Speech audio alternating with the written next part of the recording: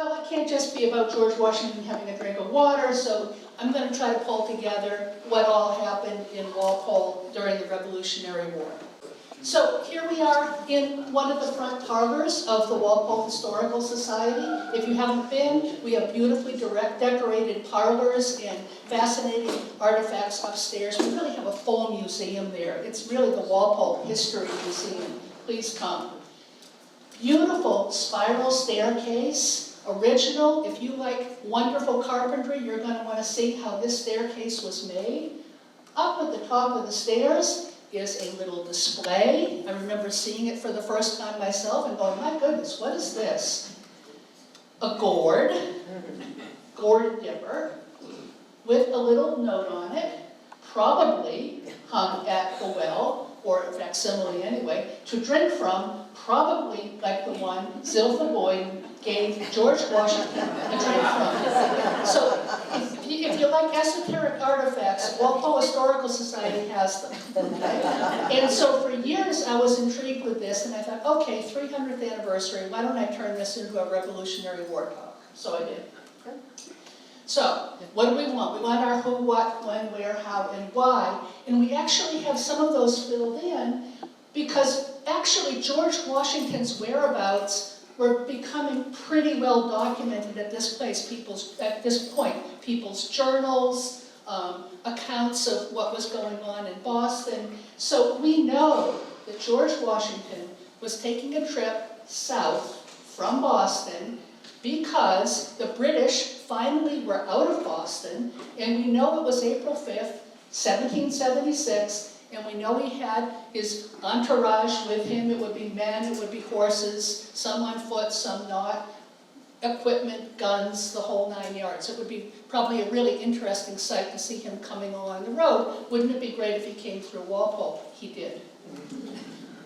But at the beginning, I did not know what route he used, because there are choices, and did it in fact take him through Walpole, and why that particular route. We're going to get into that toward the end. I don't know if we're going to get to an answer, but why that particular route. And by the way, I'm relying heavily on Walpole historians that have come before me. I'm just an amateur historian that reads a lot of history. All right, and I wanted to know, who was this Zilpha Boyden? Why was she along the road that day? And did she know George Washington was coming along? It's pretty specific, giving him a drink of water.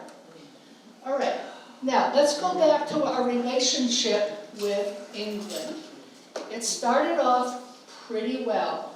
This is the first Prime Minister of Walpole, of England. His name is Robert Walpole. We named our town after him in 1724. Relationships must have been pretty good. How good, you're wondering? Well, we have in the front row a person who is going to be giving a lecture on Robert Walpole in the fall for the Historical Society and for the Friends. Yeah, Michael LePage, and he will be telling us all about what it was about Walpole that was so intriguing, that was so wonderful, that made us name the town after him, but also there's one in New Hampshire and there are other towns around, so he must have been quite an interesting person. Among other things, he was sympathetic to the colonies, and he wanted less power for the king. That was then, this is now. Now we're into some trouble. The first trouble I'm going to talk about, and it was probably not the really first trouble, is the quartering of British troops, which began in 1765. Now, this is by an artist, Howard Pyle. Notice the bracket dates on him. So this is a little bit revisionist history. We have some really, pompous-looking redcoats here, and some wonderful, patient, gentle colonial women. Their dining room has been taken over in the most obnoxious manner. So this is Howard Pyle's take on this decades later. But anyway, the quartering of British troops allowed to come in and maybe take over someone's house or take over a building for whatever reason, especially in the Boston area. All right, what was Walpole's response? Well, I'm going to have something like quartering of British troops, and then Walpole's response will be in large type here. 1768, we send someone to have a discussion at Faneuil Hall. 1769, we send someone to the general court. And at that point, there were already riots in Boston, and so it had to be held at Harvard, not in Boston. So that's our particular participation in that. There was no quartering of British troops going on in Walpole. No British troop wanted to come down here to be quartered. We were a little rural country town with everybody doing subsistence farming and trades and that sort of thing. Here's what Faneuil Hall looked like, circa 1775. And look at those arches, and look at the cupola, and look at the tower, because they've actually done a pretty good job making it look not too far off. You can tell they've added a story, but here's modern day Faneuil Hall. And then the next outrage, or at least the next one that I'm going to tell you about, a new tea tax, the famous taxation without representation. And Walpole's response, we had a special town meeting about the rights and liberties infringed on and showed our solidarity with other towns. We also built a new powder house, 6 foot square, and I had to double check those dimensions because I'm going to show you a powder house that's quite a bit bigger than that. 6 foot square. You could build that in your backyard. That would be your place to store your lawnmower. So it was not a huge powder house, okay? But I'm going to tell you about it, and I'm going to tell you where to find the location for where that powder house was. On Powder House Hill. So see this? That's Powder House Hill, pretty substantial hill. I'm going to orient you in just a second. I'm going to add some things to this because, you know, you're studying it for the first time. But here's where, and by the way, this is 1876. So we're 100 years later. It's still being called Powder House Hill, all right? Here's where the train tracks still cross in town. So now you're oriented. Here's the common, looking kind of like it still looks. Lewis Pond, pretty substantial. It's not so much anymore. And I'm going to show you a view. So I meant to do this differently. Show you a view from 1897, recent, from Powder House Hill. It was this big hill in town. You could look out at what? I'm going to actually label some things, but just for starts, isn't that our town hall right there? Couldn't that be the Epiphany Church? Okay, so the next one, I label a few things. That is the town hall. That is the Episcopal Church. There's the United Church out there. Lewis Pond still looking substantial. It's not so substantial now, it's kind of silted in. Lewis Bagging Company, and somewhere over there is the railroad station. So where was this gigantic hill where we had our little powder house, 6 foot by 6 foot? It's where the homes at Swan Pond are. So who lives at Swan Pond? I know. All right, you guys live at the site of Powder House Hill, and it was taken down. It was just a huge, huge, huge mound of gravel, and it was taken down not just flat, but to the point where you left ponds, and so that gives us the pond effect at the Swan Pond homes. So that's the former Powder House Hill, taken down methodically, where our powder house was. Here's a powder house closer to Boston. So just to give you an idea, 6 foot by 6 foot is a modest powder house. One in Somerville, still standing. Oftentimes they were round because it was supposedly a little cheaper to build a round building. People would have to contribute to the building material. And it may be, I don't know if this is true, some engineer can tell me, that if the thing exploded, it would be less devastating than if it had corners. But anyway, there's what you usually think of when you think powder house, this one in Somerville. Ours is long gone. All right, now I had to be corrected on this by a reenactor in the front row who participated in what gets called the Boston Tea Party. He said, it was actually originally called the destruction of the tea. The idea of calling it the Boston Tea Party comes later. And it was not done with great fanfare. So here's yet another, you could say revisionist history. We're all the way to 1846 here. And there's cheering crowds, and it's in broad daylight, and people are hooting and hollering and doing all sorts of things. It was supposedly quickly and quietly and at night. So with less fanfare maybe than what you might expect from what we call the Boston Tea Party, which was recently celebrated with reenactors. All right, then come the coercive acts, later called the intolerable acts. And here are some of them paraphrased. Closing of Boston Harbor, you're not allowed to have local elective governments. We're trying people back in England if they're British officials, and more of this unoccupied buildings being taken over by the British. So more of these activities that were outrageous. Our response, Walpole's response, we bought some more gunpowder, we bought some more bullets, and we ordered some flints to put into our powder house. Town meetings were prohibited. Effective August 1st, 1774. Walpole's response, we had a town meeting. August 29th, 1774, we had a town meeting. And we decided to send delegates up to a meeting in Dedham that turned out to be important. Where? Well, here's our first meeting house. This probably is more substantial than the first meeting house was, so this is another artist's idea of what the first meeting house must have been like.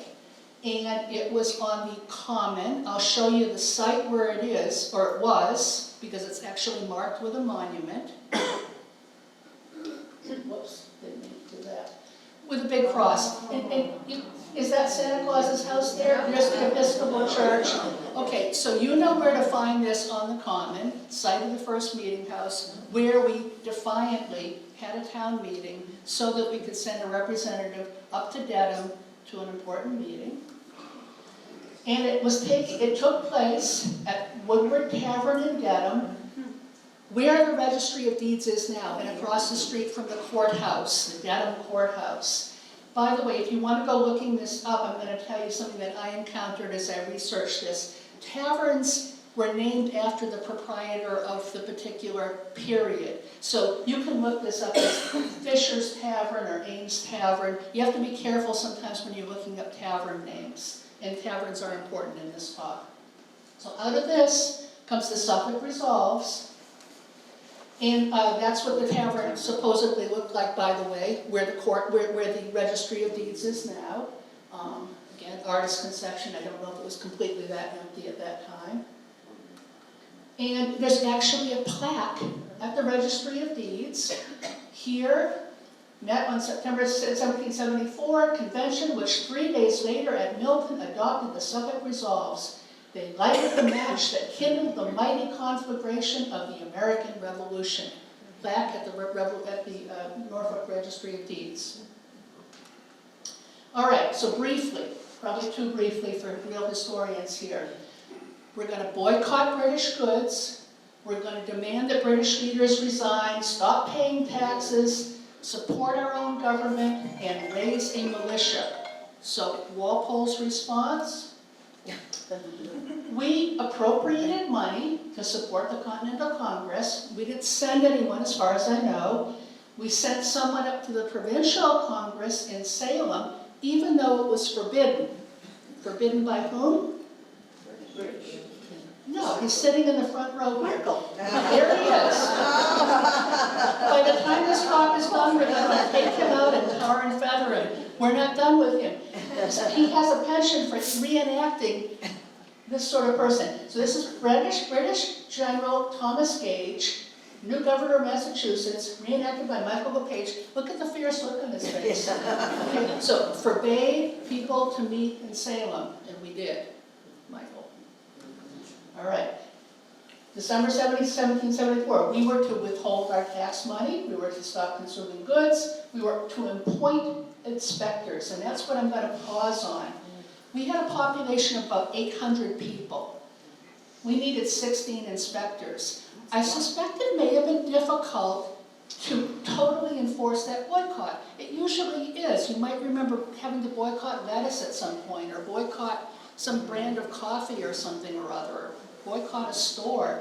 I suspect that all those inspectors were because it's not that easy to enforce a boycott, and the things that were being boycotted Some of them were kind of important: glass, paper, lead for bullets. At first I had to pause with lead, but okay, that's how you're making your bullets. Paint and tea.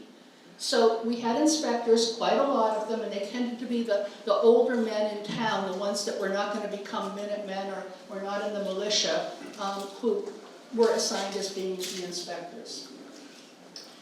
All right, so we started to support Boston by delivering firewood to the poor people up there that were being greatly affected by all of this. And now comes one of our really canonical quotes concerning the Revolution out of Walpole. This is about Philip Robbins. He was held prisoner for some traitorous talk, not for long, but long enough. And he said, "Americans will fight better without officers than your men with officers." All right, so we organized our Minutemen in 1775. Oh, and there are some. So if you were able to go to the open house, great, you got to see these Minutemen. They actually went out on the common and they fired their weapons. We'll probably have them again. So next time we say we're having an open house with reenactors coming to fire their weapons on the common, it's worth seeing. A bit of a motley group, because they really aren't supposed to have standard uniforms, and they're not supposed to look all identical. They're just volunteers, and more on that later about these Minutemen.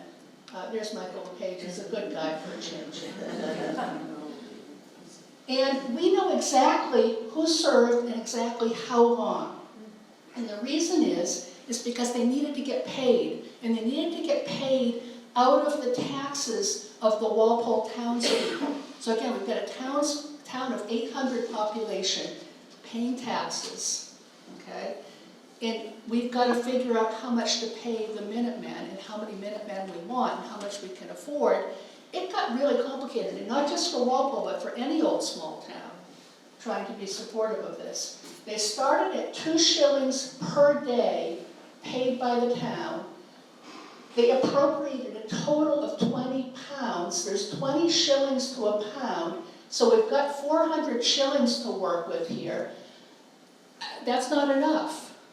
Furthermore, it might not have been enough to actually entice people to want to stay for great long periods of time, but right from the get-go, I think there was a little bit of misgiving or misunderstanding about what it meant to support Minutemen. Okay, I'm not trying to make fun of Walpole. I think this is true for any of the small towns around here that, you know, were mostly farming towns with some tradespeople. How much money do you give to have people leaving their farms and their jobs to go wherever they're being asked to go? Later, it was up to 4 shillings a person, but then they said no new people could be added to the list. They want people stepping up to get their 4 shillings, right? You can imagine that. There's a 4 shilling note. There's another problem. So these notes were not necessarily holding their value. So if you're being, in fact, paid with a 4 shilling note, there could be some challenges with that as well. And then later, there were other ways of arranging payments because they needed to entice people to go. So if you had out-of-state service, you'd get a monthly payment. By and by, it was up to 14 pounds per person of an enlistment bounty.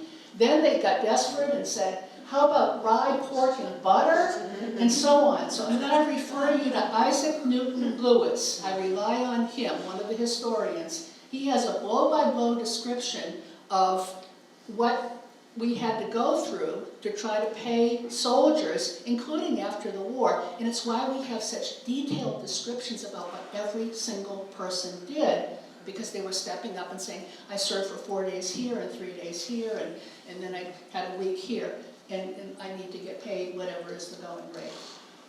All right, so April 19th, 1775, we have 3 of our guys, Philip Robbins, Jeremiah Smith, and John Boyden, heading up to Boston with some firewood. And by the way, here we're going to mention Zilpha. Connections to Zilpha. I'm going to connect these 2 to Zilpha. She's going to turn out to be very connected to people, all right? And they found out that the Minutemen had been called to Lexington. So they need to turn around and go home immediately. I can just imagine, I mean, really, they found this out and had to turn around and go home. And assembled a huge number of people. 64 plus 67 plus another 29, we were kind of sharing with Medfield, 160 men. Compare that to the population. I mean, forget that they arrived too late. Okay, of course they did. Of course they did, and I'll explain why, and you'll understand in a second. But they just took every single able-bodied man in town. Of course they got to come back in a few days. They can't just completely desert their farms and their trades and their families like that.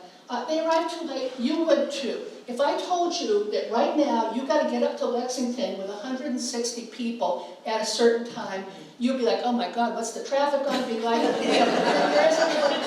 This was not an easy thing to do. So plenty of small towns had Minutemen heading in a direction and did not arrive in time. But the ones that lived there were in time. And here are some reenactors again. Michael LePage is not here, but I suppose he could be. So there's all kinds of reenactments up there, as you might imagine. And after a few days, most of them went home. And we know this because they got paid for 3 days, 4 days. And in fact, most of the Walpole participants in the Revolutionary War only participated for a few days. Some of the really young ones that weren't married might go for much longer periods of time and actually go out of state, but that's relatively unusual. All right, then comes the Siege of Boston for almost a year. And here we do have some participation.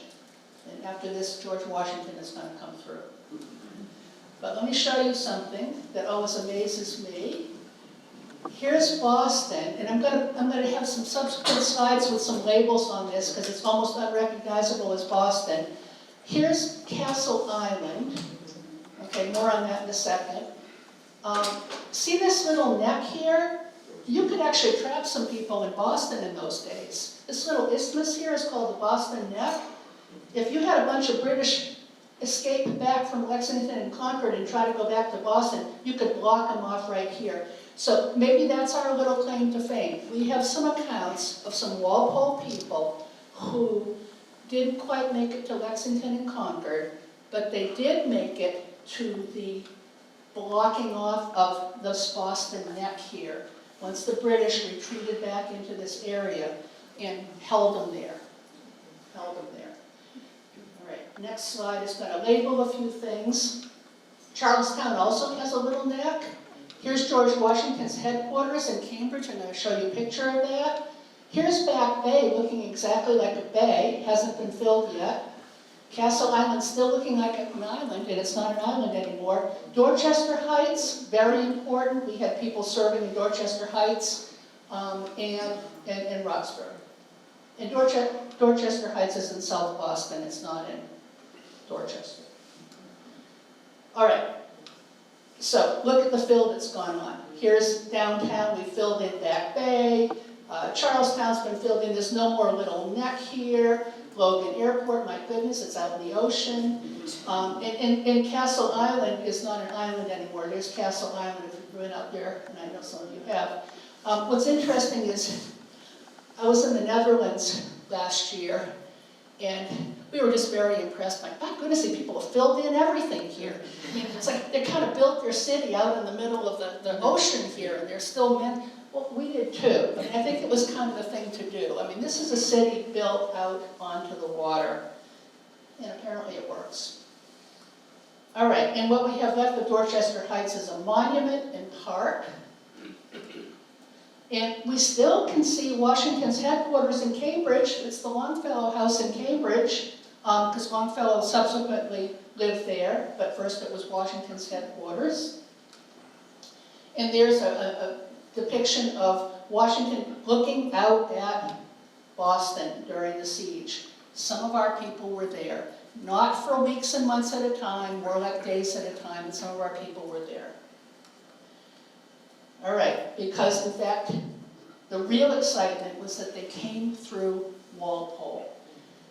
20,000 minutemen went to Boston, including a few from Walpole, but arrived through Walpole. Can you imagine what that must have been like to see them marching or walking or riding and hauling their equipment well, so I'll show you the road that I'm pretty sure they came up on. And one of the hints is they got their refreshments, at least the ones that we have records of, at Hiddens Tavern. We're going to see different spellings of Hiddens, but Hiddens Tavern in Walpole. Just imagine a little country dirt road winding with thousands of troops heading up. All right, so we had 22 guys up there, but some of them were relatives of Zilpha Boyden. We have David Boyden Jr., Captain John Boyden, Joseph Boyden. Also, she's got in-laws, Fisher Hart, or she's got maternal relatives, Fisher Hartshorn and John Hartshorn. And you can pull this out of the Minutemen and Other Patriots from Isaac Newton Lewis. It's definitely worth looking through if you think you have ancestors and you want to try to figure out what they might or might not have been doing. All right, there they are on the road. Again, imagine this coming through Walpole. So exciting. No wonder some of our guys wanted to go along with them, even if they were leaving their farms behind for a while. And so we had a company then of 64 people connected to Zilpha. Jeremiah Boyden and John Boyden's company too. Smith and Boyden are both going to have connections with Zilpha, going up with a fairly large company and not staying long, but she's pretty connected. Finally, we have evacuation day, fast forwarding a whole year here. The British are going to leave Boston. They are leaving Boston. Finally, George Washington is watching them leave. Now he comes triumphantly into the city. This is why we have evacuation day as a sort of a holiday in Boston. And everybody started going home. On what roads? Well, they came home through Walpole. And I'm going to show you the post road going right through Walpole where they went through. We do know where George Washington was as he headed out of Boston. He was staying overnight at Samuel Dexter's house in Dedham. And then we know in April 5th, he made the trip from Dedham to North Wrentham, which is now Norfolk. So if I say North Wrentham, that's what I'm talking about, okay? But if you want to go and see it, you got to go to Norfolk, because that's where it is right now. So he's going from Dedham to North Wrentham or Norfolk. So now I've got to tell you about our post roads. And I remember when I first started with Walpole history, I got confused because we have quite a few taverns, we have 3 post roads, and they weren't all being used simultaneously. But sometimes that's hard to sort that out.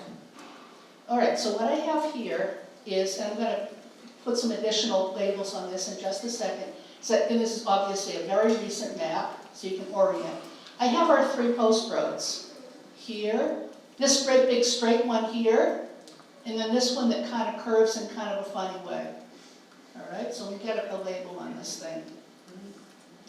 All right, our oldest post road from the 1690s. And by the way, a post road is a road that is chosen by people who are carrying the mail or people who are transporting people in an efficient way. As a good way to, it doesn't mean people weren't using other roads, but it was the favored way to get from one place to another, especially with something as important as the mail. So we start around 1690, and we have none other than the road we call Old Post Road, which also goes into Pleasant Street. I'm not going to get into if you know your East Walpole or not, but Pleasant Street, if you want to drive down that road, you're going to be starting on Pleasant Street, and then you're going to get to Old Post. Then a golf course is going to stop you right in the middle of everything, and you've got to kind of go around it, because they sold part of the road to the golf course, but, all right. And then we have our most recent post road, 1801, going straight as an arrow. That's Washington Street. That's a modern post road. And then we've got this one that was being used during the Revolutionary War. Route 1A, yeah, Main Street, but we get to the middle of town and then we get to take some funny jogs here, okay? By the way, I've labeled the taverns. So, Roebuck Tavern is our original tavern on a post road. It's in East Walpole. It's no longer there. If it were there, it would be on Pleasant Street. Moore's Tavern up in East Walpole, which is now the Triangle Building.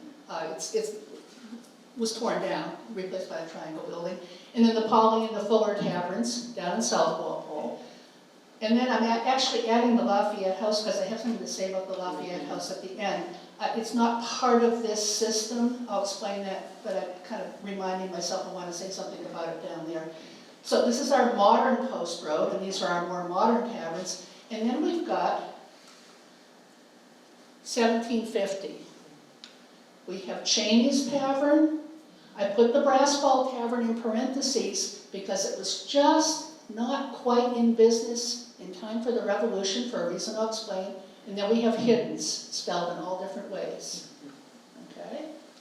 So those are going to be the three taverns that we look at. And if you were traveling from Boston to New York or Providence or someplace on a dusty dirt road, you'd be looking for these taverns. You could water your horses, you could get food for your horses, you could get food for yourself, you could get a drink of water. So people were going tavern to tavern. If you see a journal entry, it's not that I rode forever and ever in a post rate. It's like finally we got to Cheney's Tavern, finally we got to Hiddens Tavern, finally we got to the next tavern.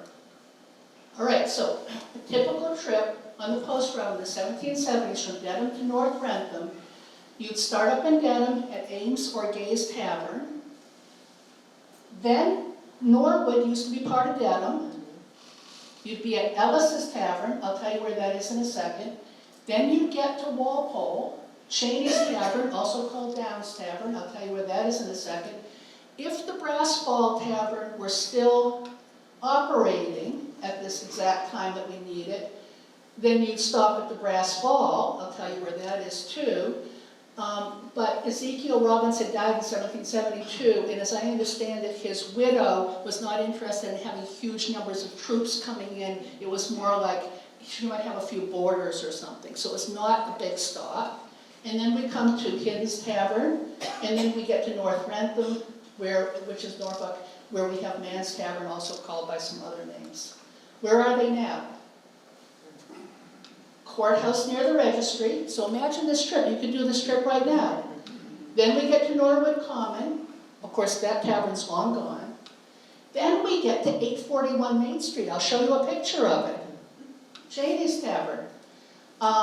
Then we could get to the Brass Ball where the Neponset crosses West Street. Okay? So where West Street and the Neponset are intersecting.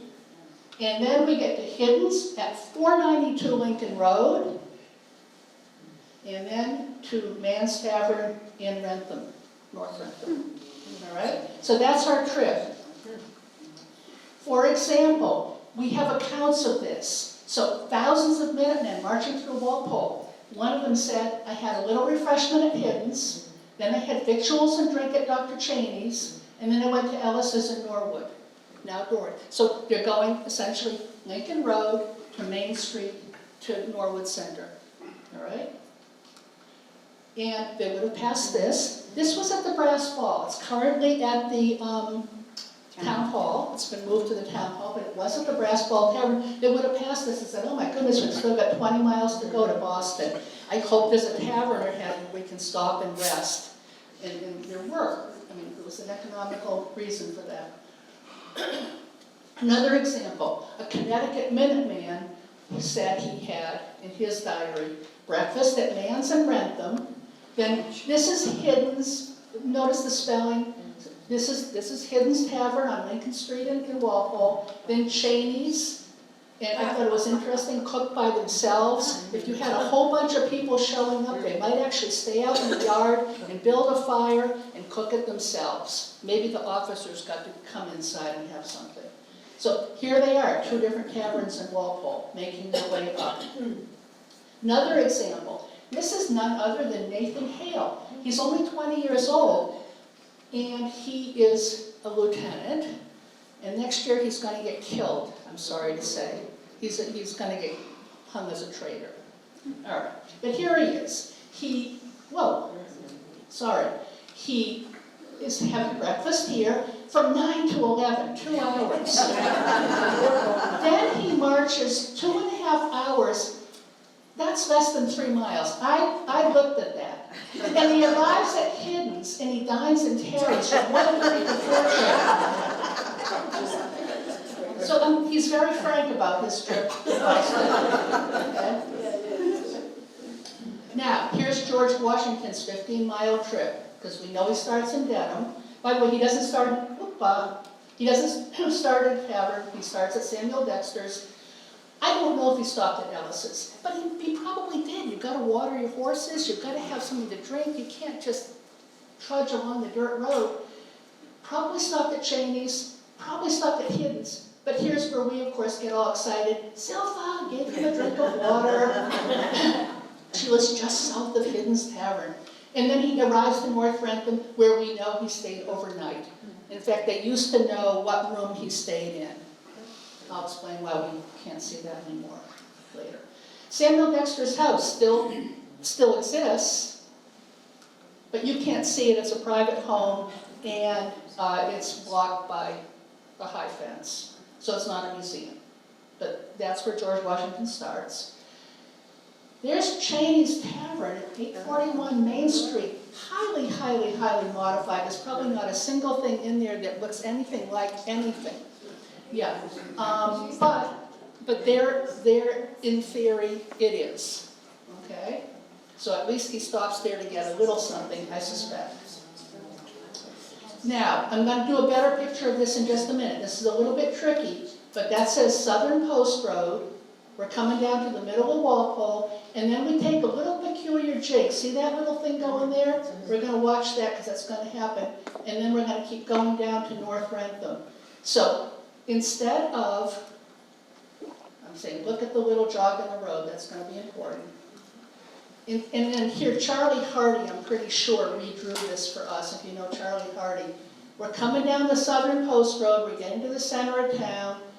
And I'm going to explain why we don't keep going straight the way you would think we would, because this is nothing but Main Street, and why we take a little sort of a jog here, okay? Because we didn't want to go through Great Cedar Swamp. Okay, in those days, they did not build giant causeways through a swamp. 1832? Sure they did, all right? So here we are in Walpole Center. Here's how Route 1A comes down now. Plows right through Great Cedar Swamp on a giant causeway with wetlands on either side, right? Back in the 1760s and 70s, like, no, we're going to go around it. Here's Powder House Hill, by the way. We're in the center of town. We're going to go out here on West Street. There's a little jig there, and we're going to come out. Hiddens Tavern is right there, and this is the Smith House right there.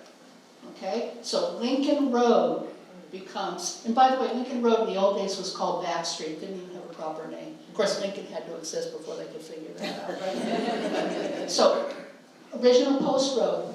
Next time you're driving on Lincoln Road, it's one of the most original feeling roads we've got, isn't it? As far as like its narrowness and its curviness. All right, but let's get back to George Washington. His 15-mile journey. Here he comes, or at least his entourage is coming. And that road's probably even better looking than the one that they were actually on. Another reenactment. And let's take a look at Zilpha's family connections, just to be sure. Her father, John Boyden, served in the war. Her grandfather, on her mother's side, was one of the inspectors for the tariffs, okay, because he was a little on the old side, so he wasn't going off to war necessarily, but some of the older folks in town were the inspectors. Meanwhile, her future husband, Royal Smith, was growing up in Walpole, and there's only 800 people in the town, so I mean, it's like, that's your choice, Royal Smith. And he had a lot of connections. I put a little red box around him because he is eventually going to serve, but He's just a little bit too young in 1775. He has to wait a few years and then he's going to go off to war. So that's her future husband. Here's his father, here's his grandfather. Again, I think the grandfather is more of an inspector and organizer in town. And I'm not even counting all the uncles and other people. These are very well-connected families, both of them. And Zilpha was at Royal's house that day. They were ages 18 and 15. Yes, Zilpha is 3 years older than he is. 18 and 15. So that's why Royal was not after war. He was only 15 in 1776. Later, when he was 19, he served in Rhode Island. Okay, he was eager to do this himself, so 1780 he had to wait. All right, so Zilpha Smith's house, actually I'm going to put a circle around it, is right there, and it's just south of Hidden's Tavern. Well, I call it Zilpha Smith's house because it was hers. After they got married and Royal died, she inherited it. So if you're looking at a map from 1832, by the time we're in 1832, it's the Zilpha Smith house, okay? And yet another, I'm going to belabor this a little bit, I'll explain why. 1852, Enos Smith inherits it. There he is, Enos Smith. And Hidden's Tavern is now owned by the Wares. There it is. We're still looking at Lincoln Road, which hasn't changed. Still got the little jog there. Of course, it's no longer a post road. Yet again, I'm showing you another map, 1888. Here's where the Wares still own Hidden Tavern. It's no longer a tavern, it hasn't been a tavern in ages. And at this point, the Clarks own the Smith house. This is 1888. Why am I belaboring this? Because I like to know stuff. And so I'm like, where exactly is all this happening? All right, so Duluth, one of our real town historians, says that the Zilpha and Royal Smith house was still standing in 1925. By then it was owned by the Bradfords. Well, here's a 1933 assessor's map. And I don't know if you know your shapes of properties, but here's a huge property on Lincoln Road that still has more or less this shape. This is the Elizabeth Bradford property. She was actually from up in Boston. It was more of a summer place for her in 1933. I think the property's divided into 2 or 3 pieces now, but still has that distinctive shape. And oh my goodness, this didn't turn out very well. I'll skip over it. 1932. They switched around Lincoln Road a little bit, and I'm sorry, there's the Bradford house right there, okay, but we'll skip over this. And guess what, Walpole Sportsman's Club, they purchased quite a lot of this property. So if you're thinking, gosh, the shape of that property looks really familiar, it might be because you've been recently looking at the Walpole Sportsman's Club area. And so they own the top part of that hill. Okay, up above where the Smith house is, or was. I'm just orienting you because some of you know the Walpole Sportsman's Club. All right, so in 1967 it stood at 533 Lincoln Road, looking a little decrepit because at that point, as I understand it, it was being rented out to tenants and it was not being kept up, okay? And it burned down. Very small article in the paper, 1969, don't know what the circumstances are, but it's no longer there. But Hidden's Tavern is still there. It's 492 Lincoln Road. It's a private home, and so I'm not making a great big deal about what the interior looks like. Is anyone private owners or merchants? Okay, right. But I was like, it's not a museum, it's a private home. But there it is, Hidden's Tavern. All right, I'll get to some more things on Lincoln Road in a second. So far, I think I've shown that Zilpha Smith probably knew Washington was coming because some of her own relatives are coming down with him and future in-laws.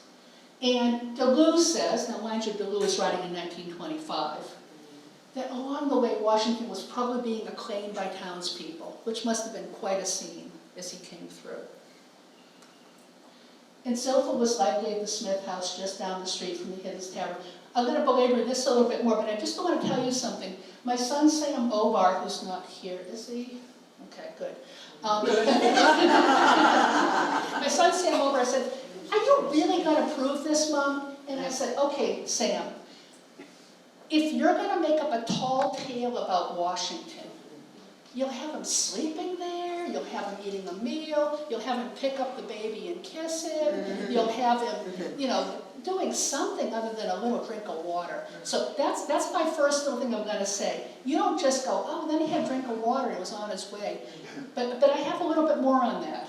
I have a little bit more on that. It's not just a tall tale. You embellish a tall tale if that's what it was. We have Preston Farrington, 1825 to 1925. I know it's the wrong bracket dates. He lives in Norfolk.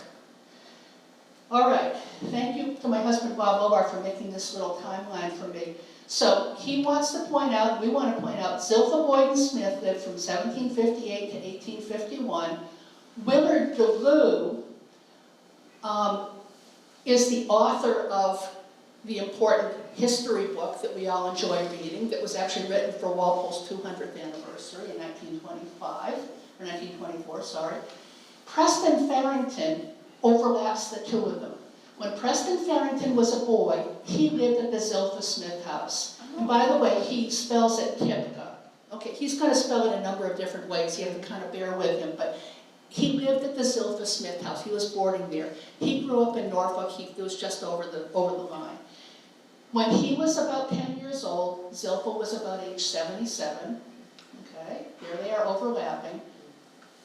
And she was a storyteller. That's what I'm thinking.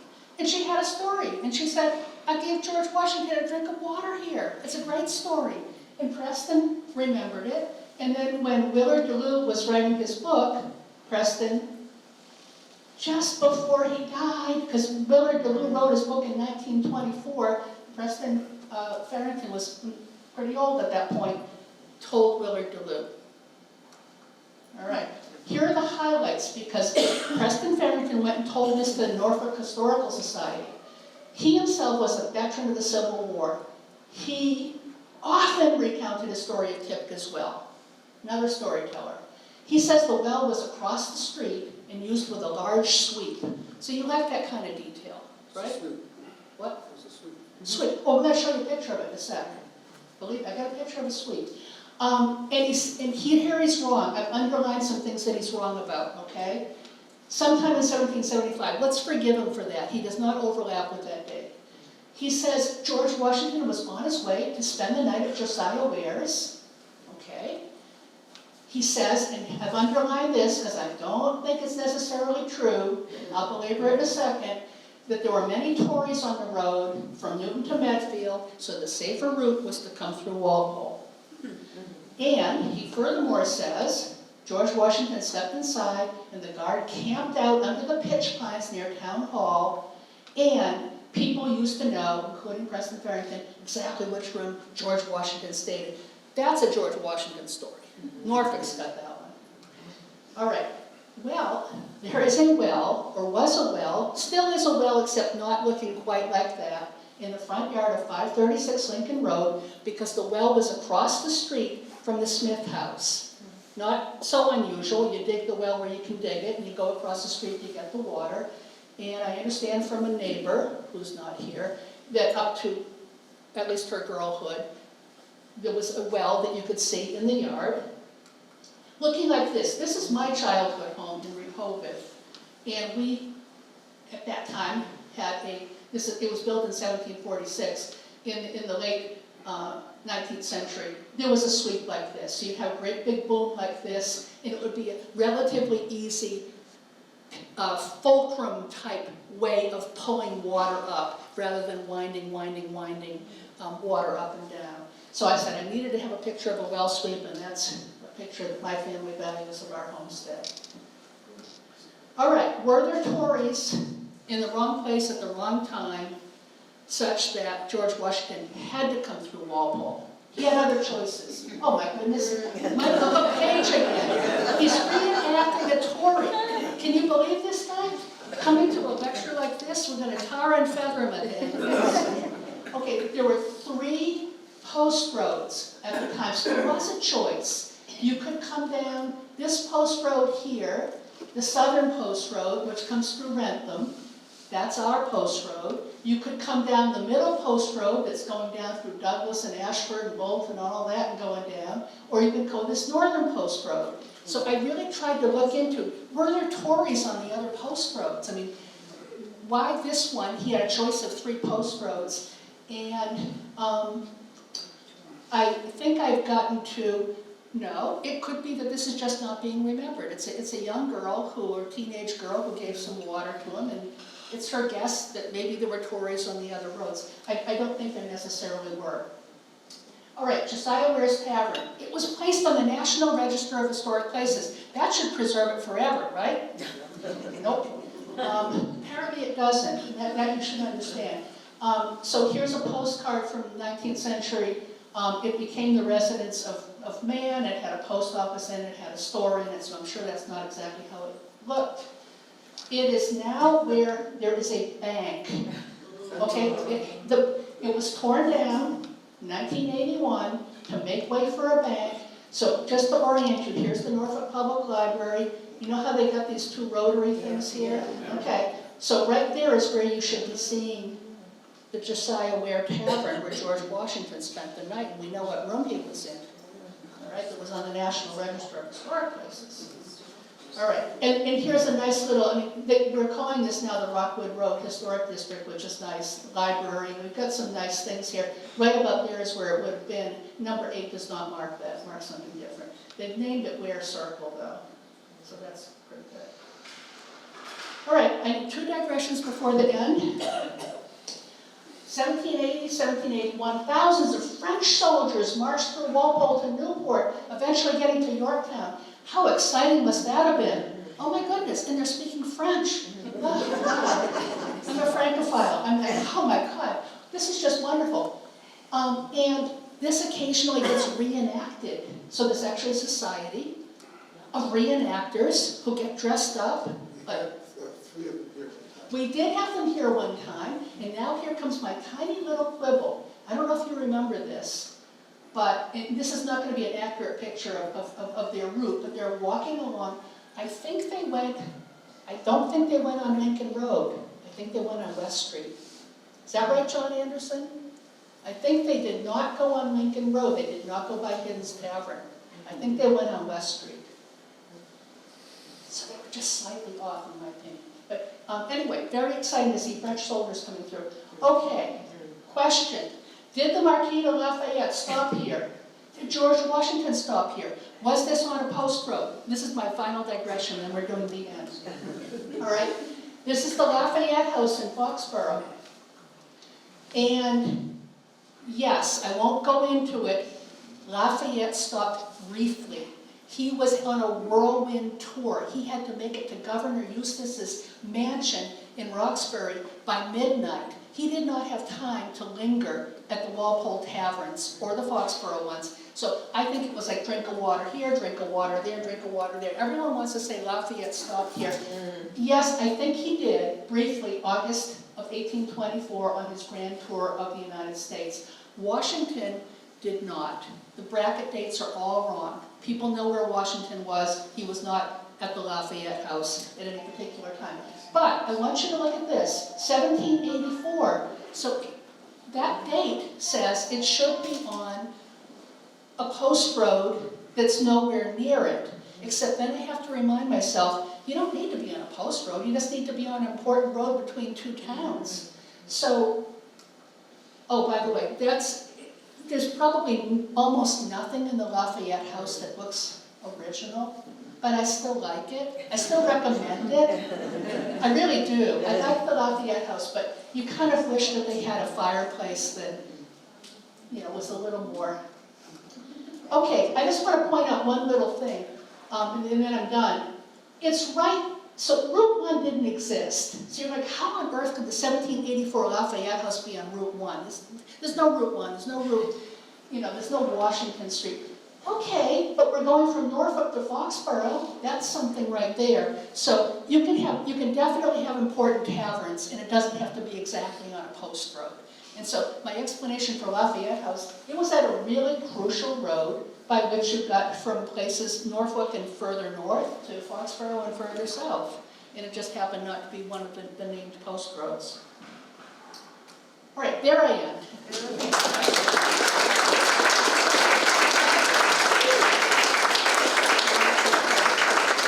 All right, who has questions or corrections? Back at the beginning about quartering, I always thought quartering was against the wishes of the owners. Yes. Is that correct? Yes. Does it always mean that? Well, I think so. Mike, can you confirm? I don't So think. the quartering act? Yeah. Yeah, it was basically when the troops came in, they took it. And starting in 1765, the quartering act went from, they would, well, let me put it this way. When they arrived in 1768, the first time the troops arrived, they pitched tents on the common and they seized the unoccupied manufacturing building. Yeah. When they arrived in 1774, the ante was upped a little bit to occupy buildings, but I think we can all agree that that must have been officers. I don't think they were quartering private soldiers Right. in good people's homes. That would be the officers. Right. So what did they call it? If they were Tories who were glad to put up some British military people, what's that called? Oh, so you're wondering if you had like a fellow Tory Yes. putting someone up. Royalists. What do you think, Mike? I think it was just an agreement that was made, but the Quartering Act was something that was passed by Parliament. That was an official act of Parliament. Okay, so they defined it. But they did, but there were also Tory loyalists, they would say, taverns as well. Oh, yeah, yeah, I mean, yeah. and you just had to make sure you picked the right one. Yeah, complicated things. All right, who else has questions or comments? Yes. I have a question, because I live in Powder Hill. Oh, do you? Still, yes. Soon to get hillier. My understanding, and maybe this is not correct, is that there's a little brick house just before Union and West, and that it was a tavern, it was owned by a deacon. And I've been looking up and down West Street for some kind of a small plaque that said that. I wonder if you're thinking of the Ezekiel Robbins Tavern, which doesn't exist anymore. But maybe you're hearing that it was there at one point. Oh, Do you suppose that could be it? Just past the Historical Society. Yeah, there was a Union tavern. and West. Yes, there was a tavern there, and that's the Brass Ball, and that's the one that wasn't quite operational during the period that I'm talking about. Because there was supposed to be some sort of little plaque there, but I couldn't. Oh, you're wondering if there's a plaque? No, there's no. Okay, I'm getting Laurie Carney saying, no plaque, no plaque. Gee whiz, do we need one? I don't know. We do. Okay, all right, so who has another question or comment? Oh, yes. Have you come across anything about Tories and others who were sympathetic with the British becoming United Empire loyalists and going to Canada or other places? Gosh, I mean, you mean from Walpole? Yeah, from Walpole. All right, I'm going to put it back to Mike, the Tory here. So I bet he's not going to think so. Any Tories here in Walpole? I haven't found any, and you tend to find fewer of them in farming communities. When I think of loyalists, I think of Boston, and then around Boston, like Cambridge, Charlestown, places like that. Then if you go out to the countryside, places like Concord would have lawyers and doctors and such, who were very dependent and probably had been educated. Some of them had gone to England for their education. Marshfield had a good number of loyalists, as well as Scituate, because they were old Pilgrim families like the Winslows and the Thomases. But when I think of farming communities, I'm not saying that there weren't any, but in the reading I've done of Walpole, I haven't found any. And they became very unpopular, and by the time of the Siege of Boston, they were fleeing to Boston to get away from their neighbors. Right. So they would, I don't see them being out on the road threatening George Washington by Yeah. 1776. And Mike and I had many discussions about this, but I just realized we have a descendant of one of the Winslows in the room. Ed Winslow right there. Ed. Oh, Ed, where are you? All right, Come to the Winslow House. who else has a question or a comment? Okay, well, good, thank you very much. When's the book coming out? So,